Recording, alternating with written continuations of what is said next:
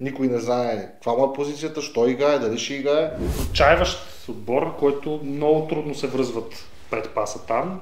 Те Ботев не можеха да излязат второто от полето си. Николай Минков, ако имаше повече самочувствие, можеше и да открие 6-7 минута. Най-смисленото нещо, което е направил очевидно Рилдо Фильо е да контузи Даниел Намов, за да може да мине гола на Сангаре. Потресаващо слаб играч, пуснал ги е зоба.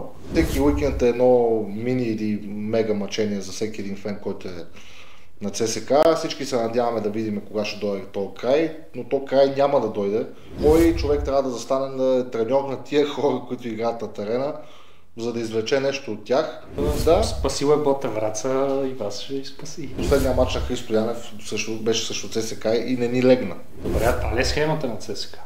Ето, не трябва да въобще да облича тениска на ЦСКА повече. И за мен трябва да освобождаваш всеки такива хора и да взимаш хора от България за по-малко пари. Лудогорец според мен ще излязат с познатия стил на Луи Мота, който първата цел е да не допуснеш, следващата е да вкараш. Кой ще позволи този отбор да се бори за титла в България?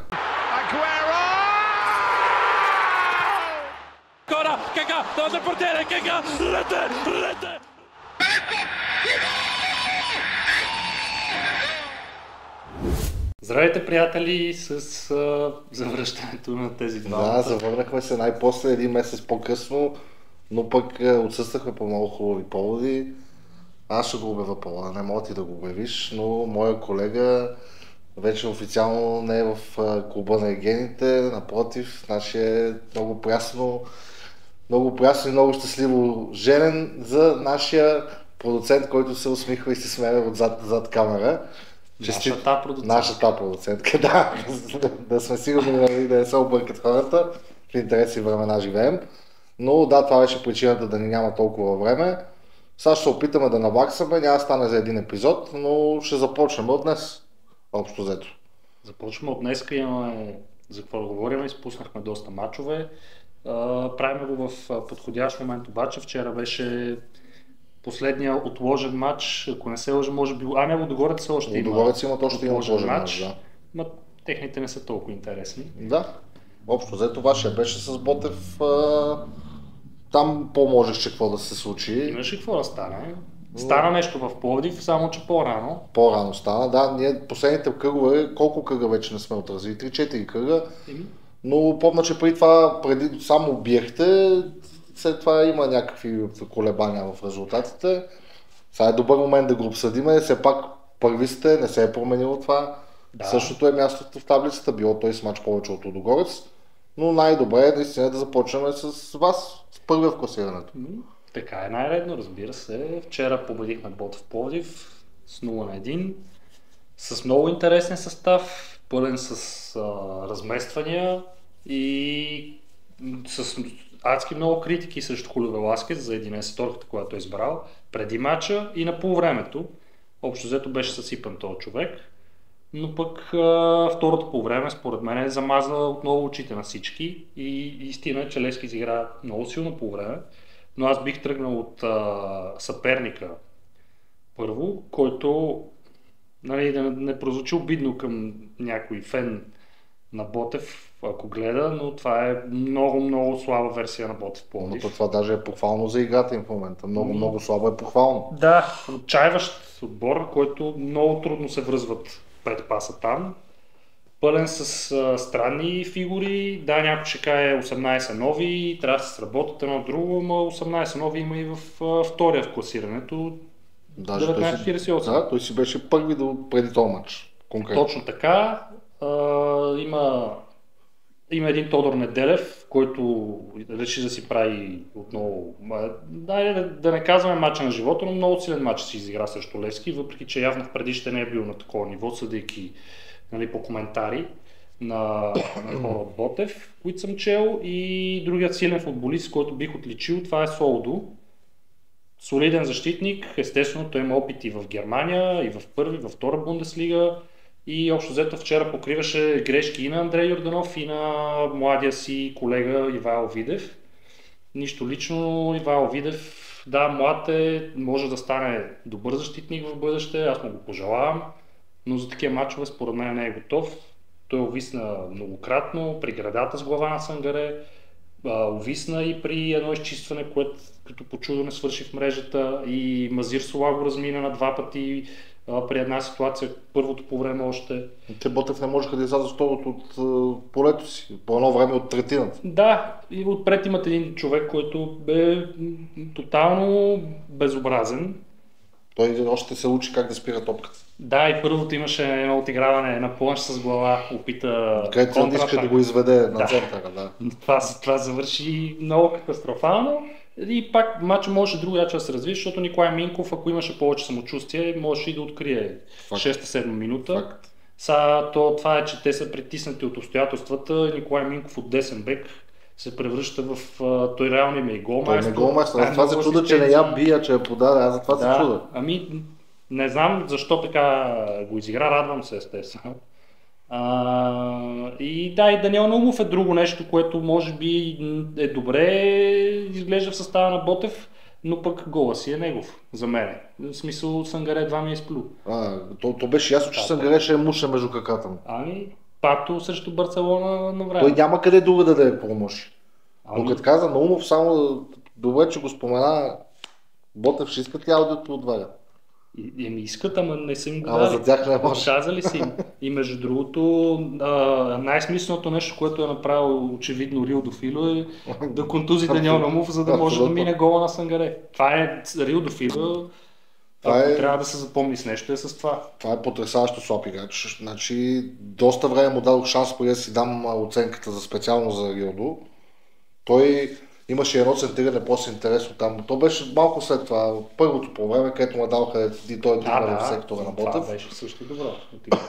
Значи минаваме към Левски леко. Нека да си говорим за Левски, да, със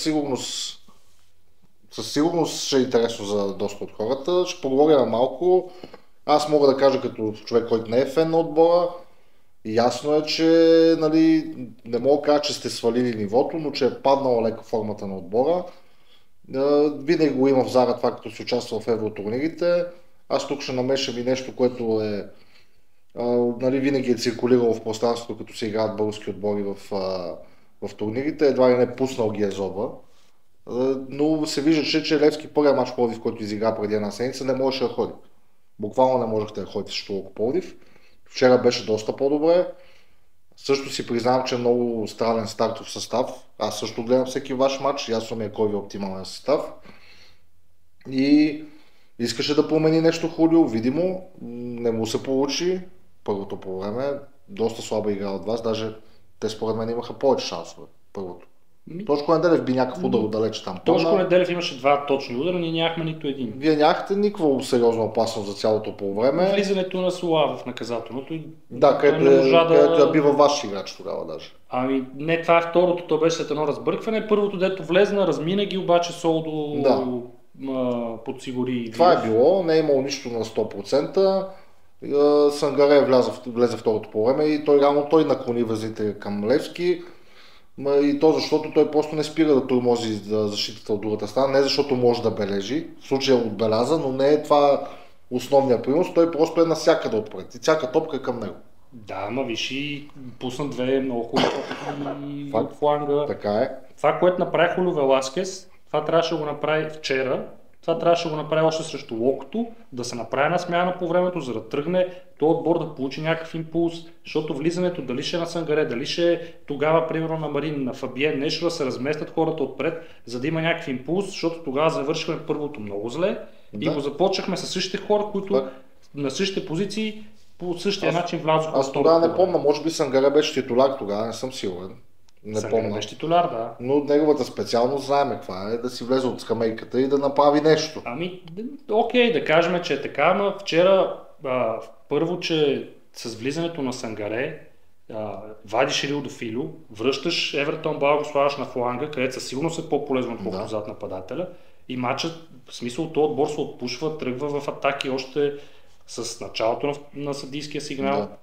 За второ по време абсолютно различен Левски, отколкото това, което представихме цял мач срещу Локо Пловдив и първо време срещу Ботев. Факт, вчера може да се каже наистина много, нищо общо нямаше второто по време с първото, много по-добро.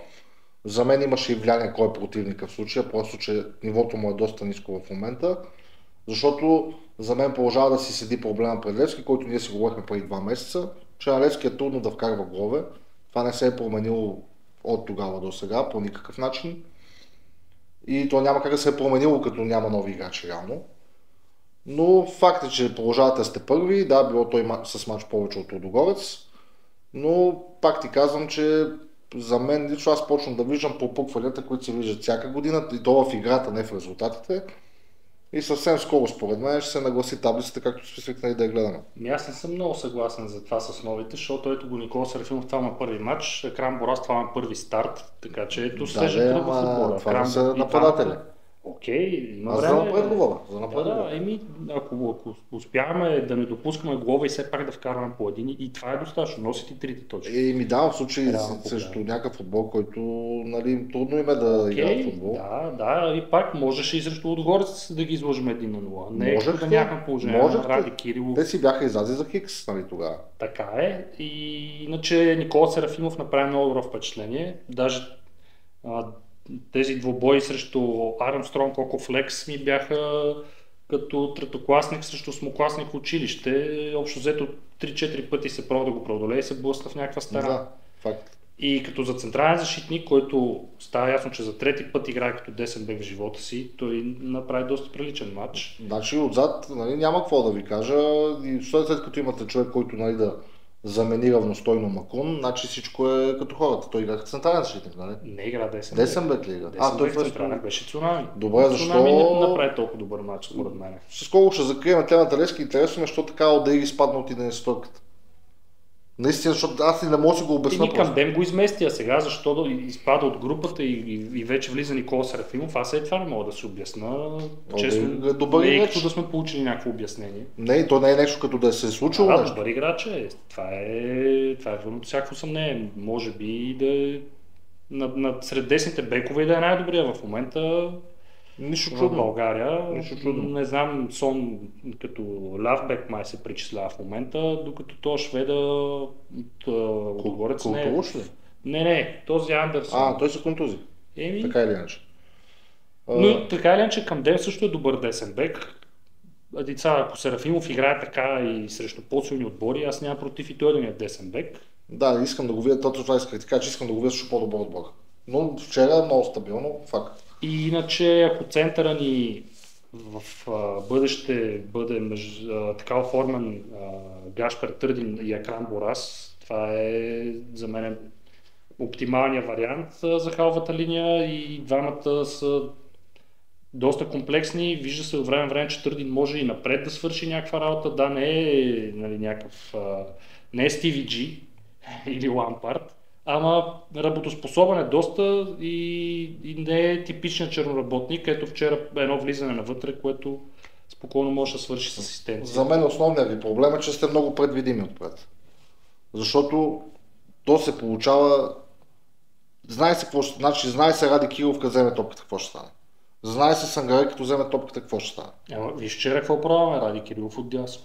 Ради Кирилов отдясно, не съм го гледал никога. Ради Кирилов вчера в момента, в който мина вдясно, не премина нито един човек до края на матча. Той мина вдясно в 5-та минута още. Не знам, вчера, второто по време, специално като става въпрос, тогава, когато оцели градата, горната града, Ради Кирилов играч отдясно, Ради Кирилов не премина нито един човек за цялото по време. Може и така да е било, сега тук това е, че ние имаме Евертон Бала е най-добър на лявото крило, Радислав Кирилов е най-добър на лявото крило.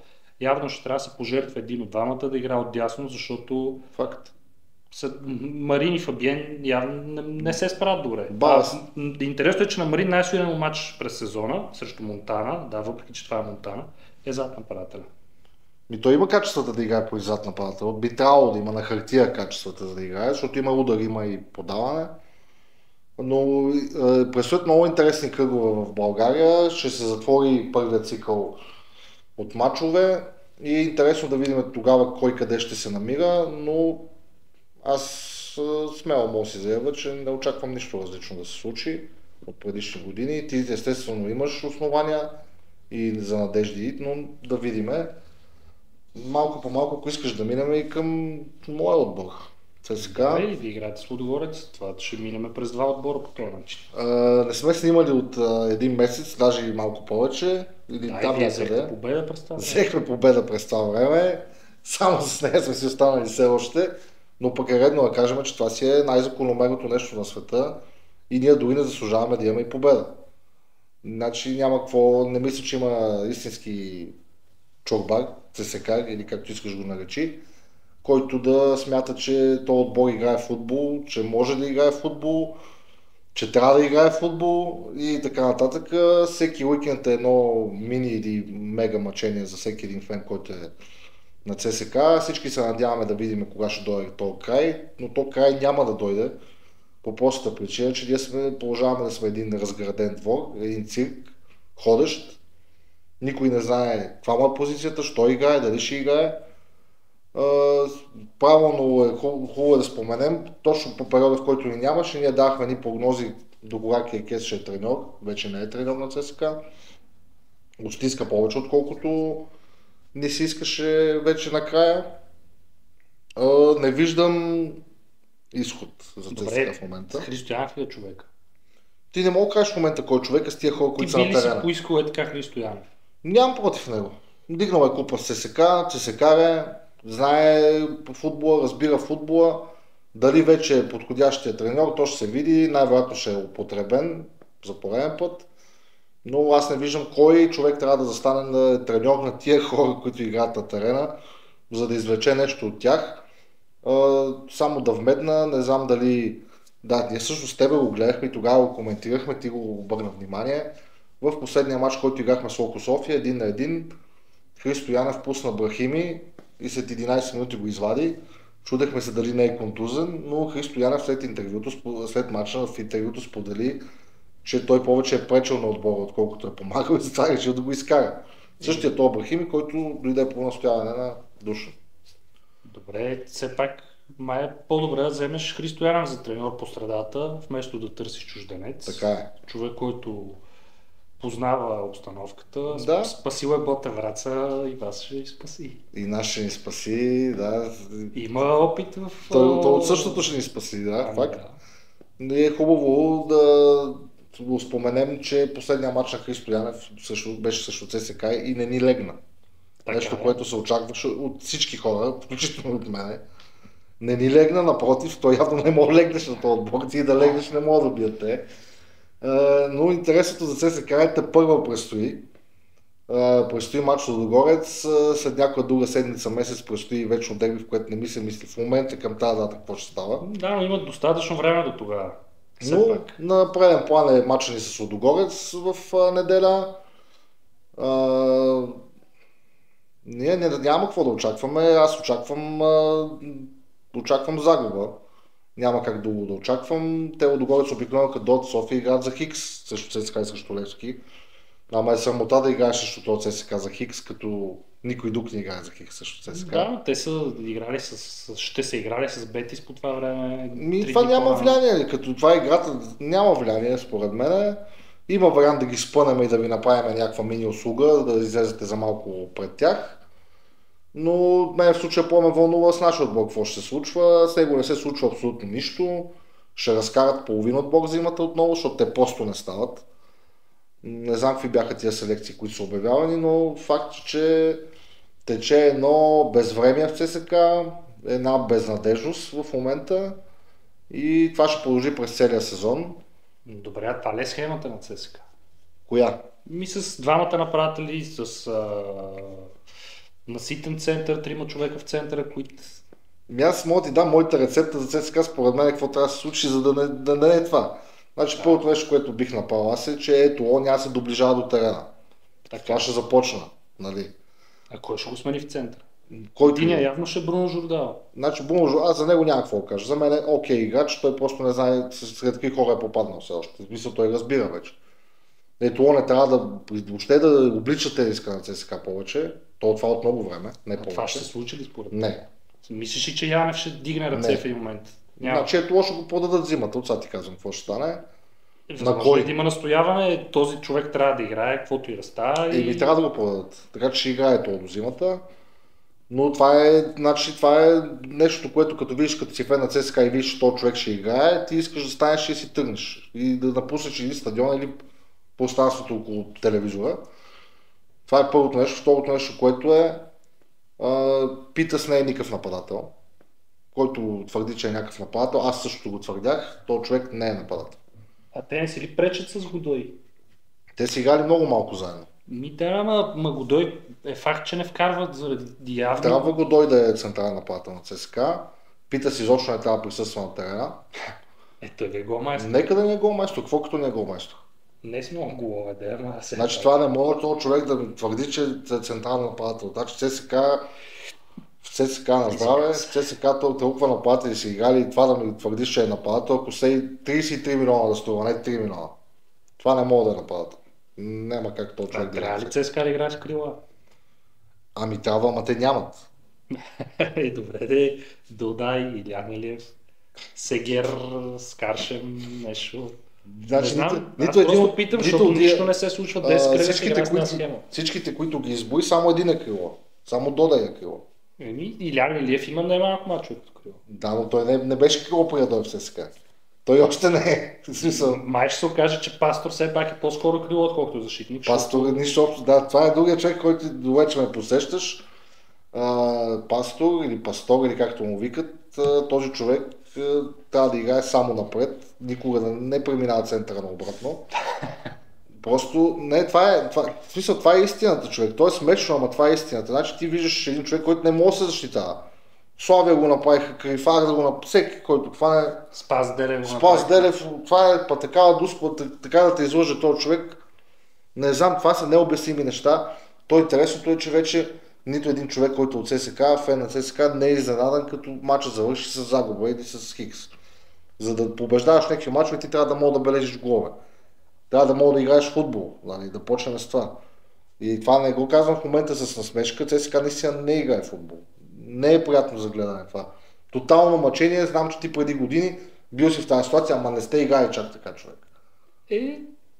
Били сте много имали една победа след 10 кръга. Никога не така. Значи имали сте 11 поредни мача без победа, ама не сте играли така в тези 11 мача. Да, ама тогава е било малко по-различно, нали? В смисъл, борили сме се за трети, изведнъж се озоваваме шести, ама така да не мога да откинеш до 10-ти кръг. Ами това никога не се е случвало, откато аз поне гледам футбол. Прекалено е зле положението. Факт е, че то няма да е до безкрай, нали, ще се промени в някакъв момент. За мен ЦСКА няма никакъв шанс да играе в европейски турнири този сезон. Било то през купи. Правим с трети пореден сезон без сезон.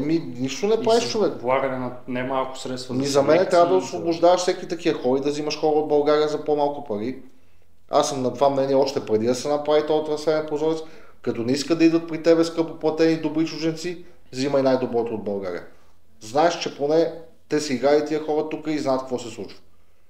Ти взимаш всякакви хора на килограм от навсякъде. Нищо хубаво не ни чака. Може би ще запишем някаква друга победа. Се трябва да го докарате до 6-то място. 5-6. До 6-то ще го докараме, като гледам класирането. До 5-то абсурд. Нали? Трябва някакви много, много странни неща да се случват в отборите, които са напред. Те почнаха да се случват, да са някъде точно до вас. Примерно. Да, но за мен ЦСКА това, което трябва да направи този сезон, тотално да го отпише, както сме го отписали всички фенове, и просто наистина да се опитат да направят един отбор, достоен отбор, който да излезе на армията до година живи и здрави, като е готова и да не те е срам да ходиш да го гледаш. Защото в момента всичките ни е срам да го гледаме този отбор. И даже то се маха и момента, където е за базик от другите фенове, включително от вас. За какво да ни базикаш? Ние не сме за базикане. Много мело, куче, нож вадите. Както и да е. Ще дойде дербито и тогава вече ще мога да ни погаврите, сигурно. Да видим. Има време. Това е. Аз съжалявам, че чак 15-ти кръг се падна. Аз съм благодарен на Господ. Защото ако беше първите кръгове, не се знае какво ще се случи. И е хубаво да преминем и към Лудогорец все пак, единствения евроучастник, играеме с тях. Като ти спомена, че след матч с Бетис, който ще се играе утре на Хюла Фарма Арена, записаха една победа Лудогорец с Малмио. За мен е много слаб Малмио. Да, ама победата си е победа. Победата си е победа. Не ги питам. Аз гледам сега какви отбори ще играят в конференцията и то едни срещу други. Те отгоре, ако бяха там, спокойно излизаха от тази група. Със сигурност, 100%. Там са такива тимове. Не знам кои са в момента. Някакви Ной, Брейдаблик, по-скандални Линкълн Ред Тимс. Да, точно така. Линкълн Ред Тимс. За мен Лудогорец също са слаб отбор. На фона на това, което сме свикнали да ги гледаме. Да, те играят апатично в България. Изобщо никакво желание, всеки мач срещу тях някакви червени картони им помагат да си взимат мачовете. Дойдоха си на Герена преди 2 седмици, както винаги не дойдоха за да бият, за да не загубят. Получи се по някакъв начин. И за мен ще си отпаднат от Лига Европа и утре ще си паднат и от Бетис, защото и те са слаб отбор. Това е. За мен това е истината. Фунглевски беше най-добре играещ отбор последните месеци и вие за мен почвате да дърпате ръчната, но ще се борите вие Лудогорец, това е ясно. Да не описваме 19-48. Имат доста добър нападател. Кой ще позволи този отбор да се бори за титла в България? Не да се бори за титла, ама ако си окупират третото място, за мен те трябва да се борят с Черно море за него. За мен са доста по-добри отбор от двата. Със сигурност. В момента. Не знам вече там зимата дали Диалог ще отиде на друго място. Трябва да си имам предвид, че този човек е на 28 години. Не е супер апетитната хапка, ама за България има 12-13 гола тогава, когато е съвсем възможно да ги има. Прозореца, имат десен бек, който си е национална Боливия, там от боливийското взеха още двама, които са прилични, имат българи, които не са лоши, Шейтанов е добър вратар. Да, другото ЦСКА има определено по-добър отбор от нас, но дай да се върнем на Лудогорец, ако искаш. Ще има любен. Толкова имало до сега да станал. Лудогорец игра с Бетис утре, ти какво очакваш от този матч и като цяло какво очакваш от Лудогорец в тия групи? Аз, честно казвам, очаквам Лудогорец да направи силен мач срещу Бетис. Защо не даже и да вземе нещо от него? Не го карам с патриотично мислене или нещо такова. Имам такова усещане, ама помня, че играха с испанци и непретенциозен отбор на Еспаньол им писа една шестица. Да. Неотдавна Валенсия ги биха 0-3 преди години. 10 години, повече даже. Ама също испанци нещо хич не са... Нещата Билбао ги обърнаха миналата година и то те Билбао нищо не играха и ги обърнаха нищото. Така че ясно е, че всеки испански отбор тук може и на разходка да излезе и да бие, особено този слаб Лудогорец. Имам чувство, че този треньор някакси техния е... Костелив в орех. Тук не е играч. Така го виждам. Възможно са, никога не е изключено Лудогорец да не загубят в Разград от Бетис. Интересно е, че Сон е супер голям фен на Бетис. Да. Живеел за този матч. Казва е, че спокойно мога да умре след него. Той да не е някаква юноша на Бетис. Защото цялата вода ще идва да го гледа. Да, ще идват някакви хора да го гледат. Той принципно играл и друг път срещу тях. Той е супер голям фен. Там местен не съм сигурен дали е играл за юношите им някога, ама си е израснал там, обича си ги. За тях няма да играе, може само срещу тях да играе. Да, той е играл там с Леванте, ги е срещал, но в европейски мач не ги е срещал и са много се наточва им се нещо. Няма лошо. Те ясно, че Бетис ще излезат за победа. Тук в този формат на тия групи, точно тия лесни мачове, защото даже Лудогорец не мисля, че някой го мисли за лесен мач, но не е да играеш срещу някакъв друг... Предният мач беше с Форест все пак. Да, именно. Именно, те направиха хикс в този матч. Направиха хикс и ще гонят победа. Ще гонят победата, за мен ще си излязат титулярите. Лудогорец според мен ще излязат с познатия стил на Луи Мота, който първата цел е да не допуснеш, следващата е да вкараш. Така че и в четвъртък. Така трябва да излизаш срещу бори от топ първенствата. Така е. Но това е новата философия на Лудогорец като цяло. То в България в някои мачове няма как да се повечи, защото е просто много по-ниско нивото на отбора, също който играе. И пак си личи. Личи си, защото са такива... Всичко се случва много спокойно. Знаеш, че ще си вземеш матча. Да, и автогол на Антуан Стоянов в 95. Или Дуспа срещу Добруджа, за да ги обърнеш 2-1. Факт е, че... Червен картон за Локо Пловдив. 40-та минута, за да ги изравниш 95-та. Факт е, че така като тръгна да казваш, че те също щяха да паднат като вас в Пловдив срещу Локо, ако не бяха съдите. По принцип. Нали? И този мач го гледах, сега някакво да си кривим. Докато се борите вие, пак ги бутат тях, то е ясно. Ето, винаги И това ще си продължи и това е, нали, аз го казвам и към всички, и към теб, и към всички фенове на Левски.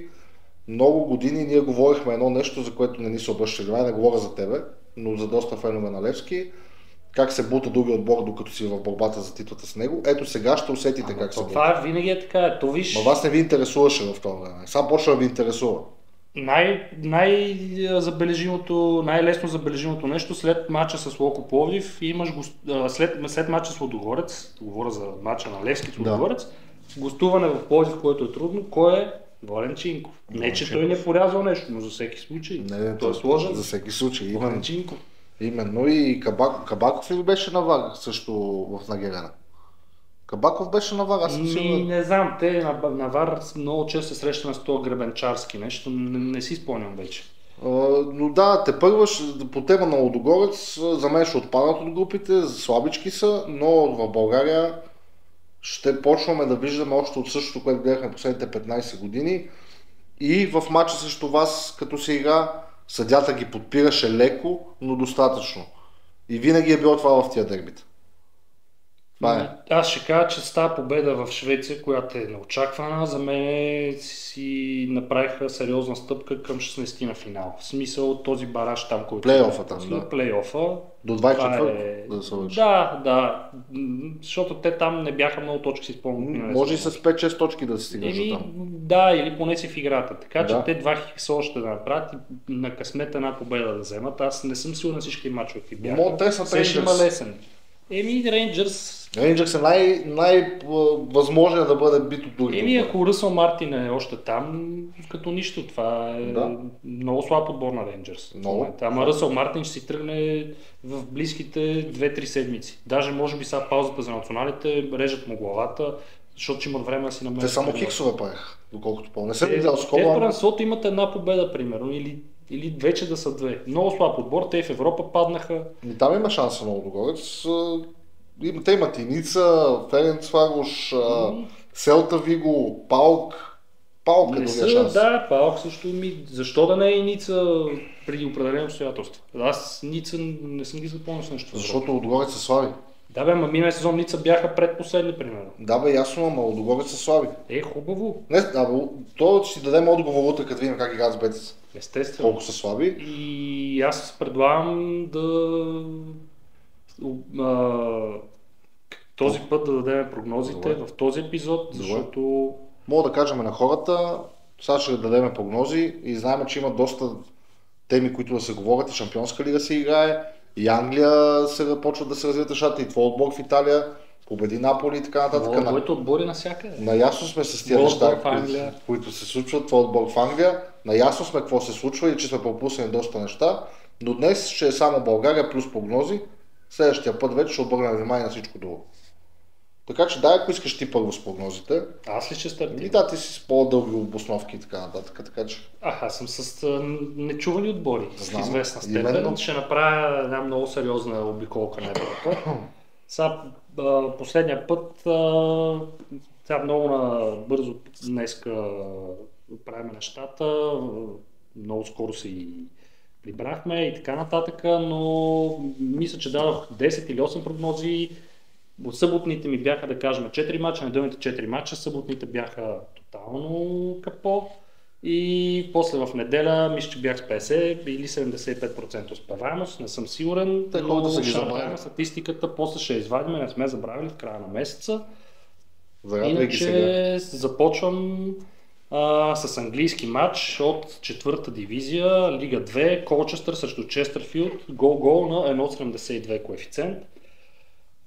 Честърфилд станаха известни дори в България с миналата седмица с обявяването на гол на Уил Грик с двамата прекъснати. Да, това е отбор, който от конференциите влезна, не миналия, по-миналия, реално, така че миналия сезон им беше завръщан в Лига 2 добраха се до плейоф дори, имат някакво финансиране, както за тия долните нива и този сезон също се борят за промоция, докато Колчестър хич не преживяват добри дни, но все пак мисля, че би трябвало да вкарат гол на Честърфилд, така че гол на 1.72. Белгия с един много интересен отбор, който за пръв път се мярка в моето полезрение и за пръв път участва в първа дивизия на Белгия. Лаловие се казва този отбор.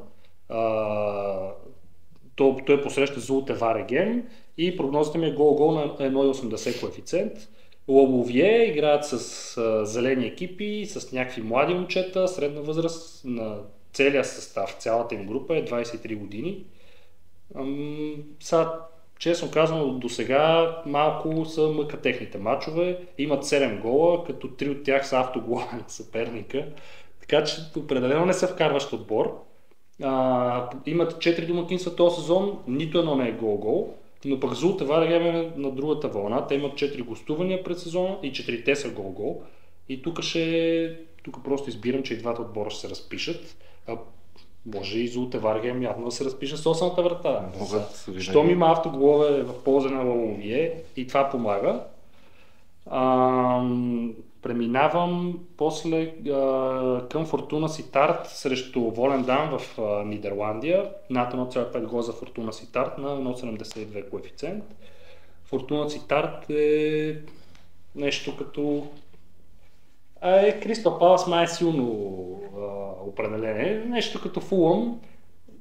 Влязоха преди 7-8 години в Ередивизия от нишото реално, никакъв отбор, но седят си тежко закотвани в центъра и се превърнаха в един от стабилните отбори, имат сравнително млад треньор и този сезон според мен ще опитат вече да се замесят в борба за Европа, защото там в Холандия мисля, че може до 8 или до 10 място да си борбата за Европа, после си играят едни плейофи и така нататък. Докато Волендам са новаци и просто тук давам предимство за Фортуна Ситарт, защото те имат 3 домакинства и 7 точки този сезон, Волендам са 4 гостувания, 2 или 3 точки. И са оранжеви. Мишки и са оранжеви, така че това е моята прогноза тук. И отиваме до Шотландия, където ще има дерби на Единбург, Хартс срещу Хибърниан, единица на 1.80.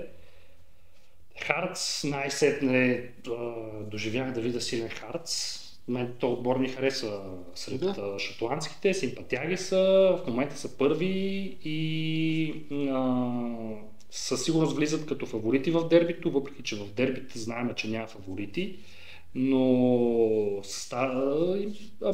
състав им е добър в момента, имат добър треньор, ворят на Селтик с точки, ясно е, че Рейнджърс са извън играта и според мен ще опитат като Абърдин миналата година, възможно най-дълго да им продължи серията, вече в един момент може и да дойде свободното падане, но са длъжни точно срещу градския съперник да вземат нещо, да спечелят дербито на столицата, която никога не вижда титли.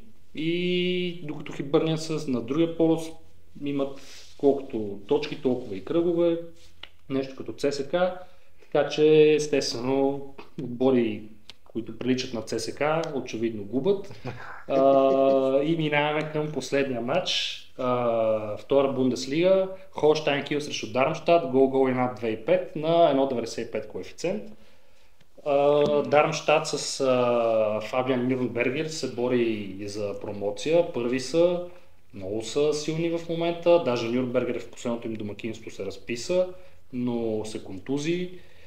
И това естествено дава шанс на Холштайн Кил да пробиват по фланга, който явно ще бъде с някакъв по-слаб футболист там и да се доберат до гол, а пък Дармштат да спечели, така че тук ето точно както го описах матча, ме устроила напълно, така че Холштайн Кил срещу Дармштат, гол и над 2.5 на 1.95 коефициент. Постарал си се, да, добре. И давам... Радвам се, че намеси и ЦСКА, естествено. Просто ти винаги трябва да се намеси ЦСКА, дори да става по-за Харцки Бърнен. Виж сега, Харцки Бърнен дербито на столицата, която не печели трофей. При нас При нас е Кое не така, и отговаря? в Германия е така, и на други места е така. Също? Окей. Аз колкото и да не ми се искаше да стигна до тази част прогнозите, стигнахме до нея. Така че аз естествено по-познати отбори съм избрал от господина, който до сега даваше прогнозите си. Той е по-изчанчен на тази тема и по-разбиращ. Аз ще дам нещо, което на мен ми да прави впечатление от по-основни първенства и по-познати отбори. Отварям си фиша на телефона, тъй като преди това съм го маркирал, но ще започна по ред на номерата и ще започна с българските мачове. Ти заговори за ЦСКА, аз ще продължа да говоря за тях. Първият мач, който ще дам е ЦСКА Лудогорец. Прогнозата ми е под 2,5 гола на 1,70 коефициент.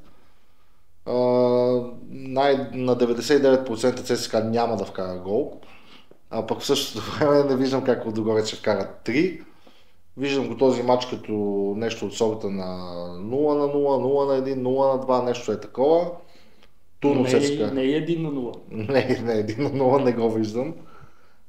И това е просто няма нужда дори да се обосновавам тук. ЦСКА не може да вкарва голове. Лудогорец пък от своя страна, като дойде в София, никога не търси да вкарва много голове, търси просто да си тръгне непобеден, но в случая ще търси да победи, защото играе също много слаб ЦСКА, така че под 2,5 гола на 1,70 коефициент със сигурност си заслужава. Втория матч е най-големия ми коефициент от колонката, която съм избрал, като също от България. Матчът е между Ботев Враца и Ботев Пловдив, а прогнозата ми е единица на 3 коефициент. Ботев Враца да победи. Причината да го смятам това е хем състоянието на един отбор, хем състоянието на другия отбор.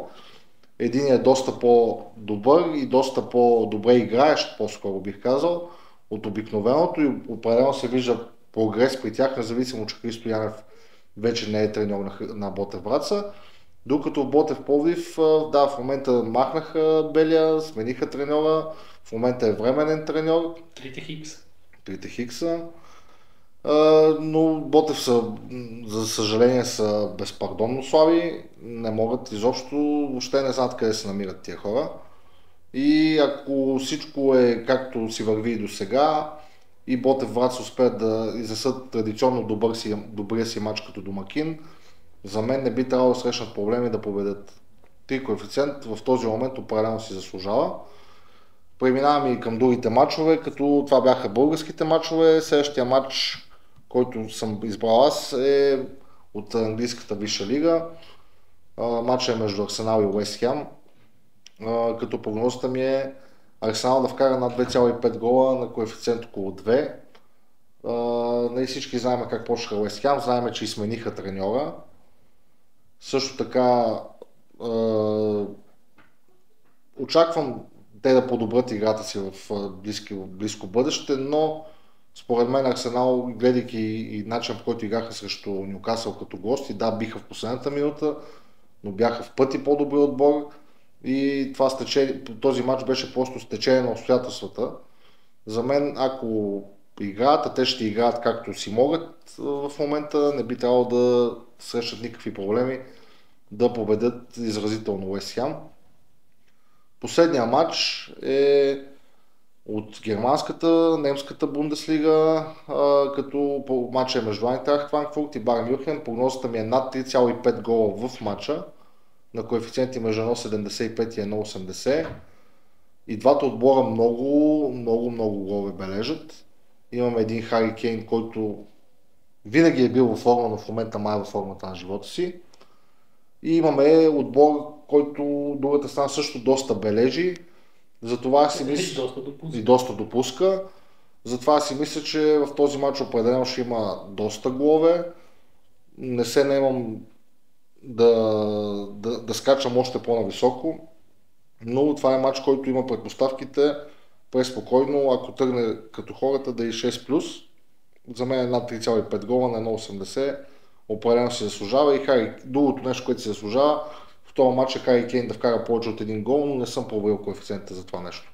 Последните два матча на Айнтрахт има 16 гола. Да, не знам кой го е правил. 4 на 6 и 5 на 1, нали така? Да. И преди това биха 5 на 1 Галатасарай. Да.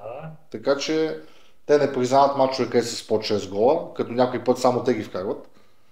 Но това са моите прогнози и вече другата седмица, живи и здрави, като се видиме, ще видим каква е успеваемостта и ще имаме вариант да си говорим и за доста повече неща.